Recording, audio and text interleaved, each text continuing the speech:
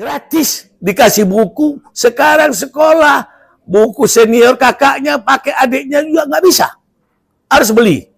Gila nggak di Republik ini? Padahal sudah diciptakan berapa orang jadi pejabat tinggi.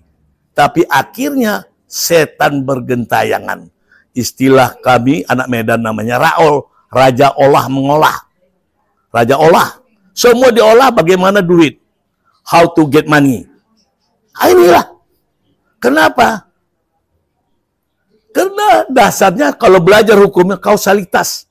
Kepada penyelenggara negara yang sudah mengabdi 32 tahun, 35 tahun, adik saya itu dirjen, berapa kali itu, dirjen di Republik ini, perdagangan.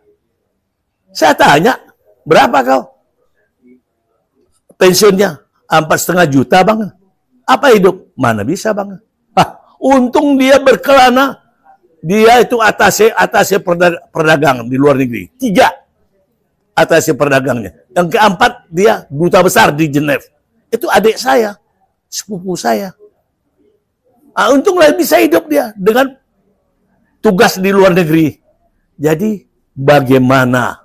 Itu yang harus dibereskan dulu, jamin sosial di hari tua mereka penyelenggara negara ini. Suami istri hidup yang layak. Apa yang dia peroleh waktu eselon 1, itu juga waktu pensiunnya. Berapa tahun lah yang harus dibayarin.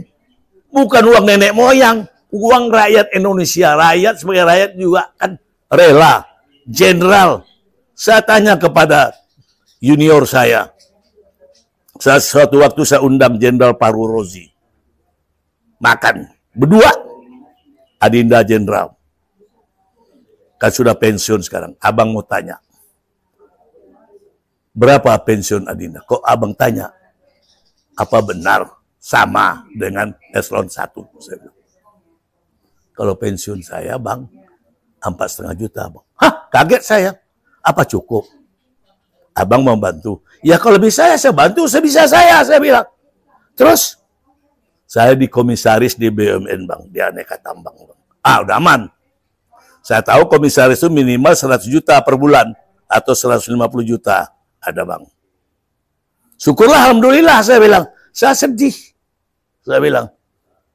Itulah yang sebenarnya fundamental seorang pejabat tinggi, kalau apabila sudah pensiun, kasihlah. Kalau sekarang saya menilainya, minimalnya itu 1.500 US dollar per bulan. Baru dia tenang, tidak ada terjadi penyimpangan-penyimpangan. Hidup untuk 2 orang di ibu kota provinsi maupun ibu kota republik. Itulah yang terjadinya korupsi merajalela di republik ini. Udah benar undang-undang yang zaman dahulu dibuat sewaktu Mega jadi presiden. Karena anggota dewan banyak yang koruptor. Tertangkap, dirubahlah. Dan itu persetujuan Pak Jokowi sendiri. Dikurangilah jabatan-jabatan. Menyadap nggak boleh. Apalagi seorang menteri. Oh, buat apa itu? Apa tertangkap basah? Nggak ada gunanya. Itu gila namanya itu. Bicara itu pakai rasional atau asal ngomong, saya bilang. Udah benar tangkap basah itu. Janganlah begitu, kalau sikit-sikit boleh. Sikit-sikit bolehlah. Jadi memperbolehkan. Bukan itu tujuan bernegara berbangsa ini. Apapun namanya mencuri, merampok uang rakyat. Itu yang saya inginkan. Saya paling anti terhadap korupsi dan terhadap narkoba. Apapun juga, jangan orang yang kena narkoba yang ditahan jadi sasaran. Orang narkoba itu adalah orang korban daripada aparat negara. Apa korbannya? Kelalaian bea cukai, kelalaian dari polisi sebagai penegak hukum. Dia harus direhab, rehabilitasi. Bukan dijeblosin, bukan diperas. Saya punya keponakan juga kan begitu, kena. Adik saya sampai meninggal maknya. Dibuang ke Tegal sana.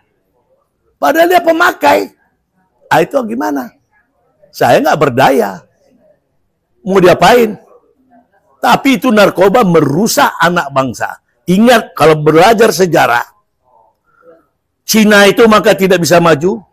Dibuat oleh Inggris, Prancis, yang penjajah, dikasih candu. Terjadilah perang candu di Shanghai itu. Jadi banyaklah mereka itu yang teler, yang tidak maju. Itu yang merusak. Sama itu juga kalau ini narkoba, sabu-sabu, udah ribuan kilo, tonan masuk. Nggak bakal majulah bangsa kita ini apapun juga. Jadi oleh karena itu saya imbau, Pak Jokowi ingat ngomong, waktu pertama jadi presiden, satu hari 50 orang yang mati akibat narkoba. Hitung, satu hari.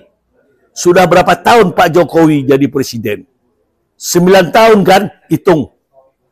50 dikali 30, dikali 12, dikali 9 tahun. Hitung aja, udah berapa yang mati. Yang muda-muda ini kan calon-calon penerus anak bangsa.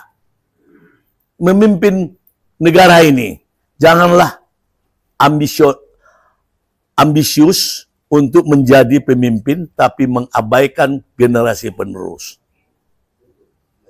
Saya sangat sedih. Tolonglah Saudara Jokowi sadar dalam masa berakhirnya jabatan ini.